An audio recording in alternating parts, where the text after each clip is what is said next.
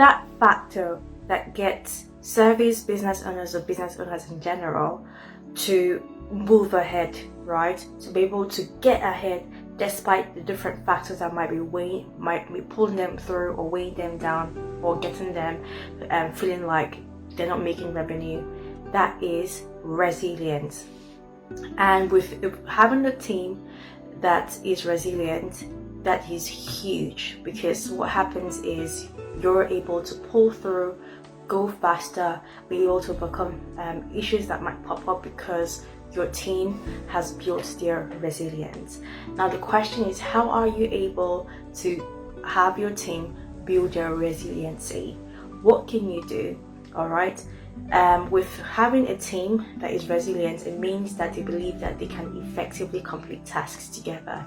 All right, they're able to work together. They've got that team efforts. They've got the team spirit there. They're confident that they are able to win if they were able to work together. The confidence is there. They don't become complacent at all. They are looking for ways to see how to identify risks and mitigate those risks through creating mitigation plans in place. Okay, again, they share a common mental model of teamwork. All team members must be on the same page about their roles, about their responsibilities, and the ways that they interact with one another, even during issues that pop up. Okay, and this mental model of teamwork, it will help them to coordinate effectively. It will help them to predict one another's behavior and help them to make decisions very quickly on the fly. Okay, and this is something that you want for your team. This is something that you want for them to be able to identify issues quickly, work together, be mentally sync with each other, being able to understand your roles and responsibilities. Now, this is something that you don't want. Okay, you don't want for a scenario to be that your team members might probably agree on an action that needs to be done, but they then end up taking up a wrong set of actions, or that your team members might have the right thing to do, but then because they have disagreements there, it will cause a delay with them responding to actually take action, right? You don't want that. You want them to be in sync. You also want your team to be able to improvise, and that's where, with them, you building a resilient team, they are able to improvise. It means that they're able to come up with new ideas. They're able to handle issues that pop up, and improvisation is almost like the norm for them. It's really about the deliberate process of adjusting to whatever environment they find themselves in, adjusting the changes of the circumstances in real time. Okay, so if you want to have an effective team that is resilient, these are the traits you want to see with them. Okay, resilient teams are intimately familiar with one another's skills. They're familiar with one another's abilities, knowledge, so that they are able to drop the right expertise at just the right time. Okay, that is definitely what you want to look for. They also trust one another and they feel safe. Okay, team resilience is literally used to its full potential when members share the belief that it is safe to take interpersonal risks in the team, okay, without the fear of being criticized or being judged by a fellow team member. Okay, it's all about team psychological safety, and that's what you want.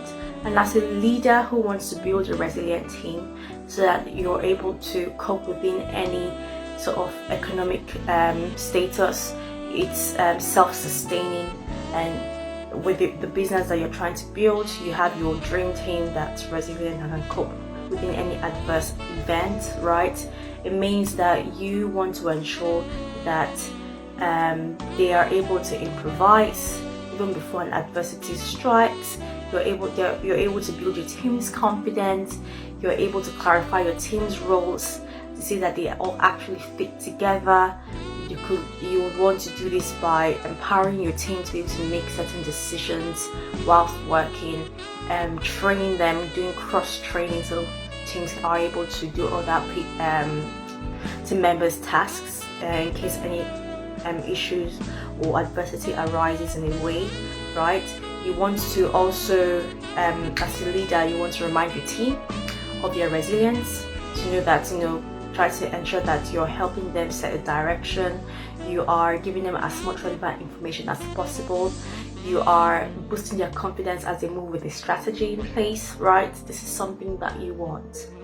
Even after, let's say, an event, an unfortunate event happens within business, right? For you as a business owner or a leader, you want to provide a very comfortable platform or a forum where you're able to encourage your team members to speak up and raise any relevant concerns that they've got about the issue that totally happened, and recognize and appreciate them for doing that. Because what happens is you're able to strengthen the relationship with them.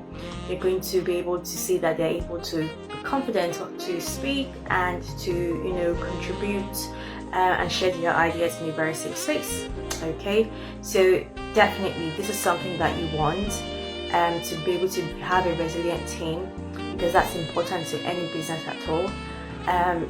Yes, it's great if you have a resilient individual as yourself, but with building a resilient team, most especially, that helps you to be able to have a business that can cope within any economic status or situation that you find yourselves in. So I definitely hope that today you're making up your mind to work on your team, to see that you're able to turn them into a resilient team for your business.